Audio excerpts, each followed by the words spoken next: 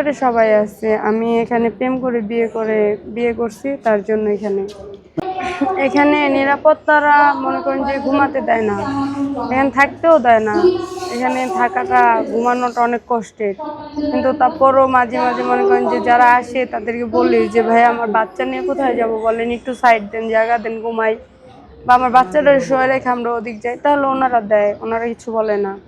তো আবার অনেক সময় আছে যে মানে বড় বড় স্যার আসে, তখন বলে যে একটু বাচ্চারা নিয়ে কোলে নাও, এক সাইডে যাও, পরে শুয়েও। তো মাঝে মাঝে রাত্রে উঠা যাইতে হয়, আবার অনেক সময় যে ওনাদেরকে বলে থাকা যায়।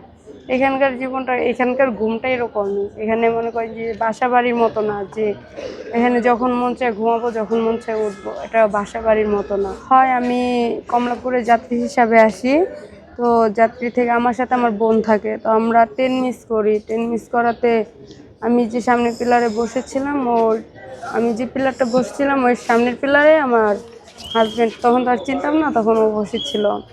তো বসে থাকাতে মনে করেন যে মানে ও তো তখন নেশা পানি করতো, মুখের কিরকম জানি তাকায় তাকায় করে। তারপরে আমি যা বললাম যে আপনি এরকম করেন কি, আপনি কি কিছু বলবেন? বলে না, আপনি কি বলবো, মানে ও খারাপ ব্যবহার করতে, আমিও খারাপ ব্যবহার করি, এক দুই কথায় ঝগড়া হয়ে যায়। ঝগড়া হওয়ার থেকে মনে করেন যে ওর সাথে আমার পরিচয় থেকে ফোন থেকে প্রেম থেকে বিয়ে। তো এই যে আপনার পরিবার কেন মানছে না, এই বিষয়ে যদি একটু বলতেন। আমার পরিবার মানতেছে না, ও রাস্তার ছেলে, ও এখানে বড় হয়েছে, নেশা পানি করে, এর জন্য আমার পরিবার মানতেছে না। তো এই যে রাস্তার ছেলেকে বিয়ে করলেন, আপনি তো মনে হয় ভালো ফ্যামিলি, তো এই যে এটা কেন করলেন? এটা করার কারণ হচ্ছে আমার হাজবেন্ড, তখন আমি যখন ওর সাথে ফোনে কথা বলতাম, ও প্রায় সময় আমার বলতো যে ও নেশার জগৎটা থেকে মানে বের হতে চায়, একজন মানুষ থাকলে যে ওরে মানে এই জগৎটাতে বের করবে।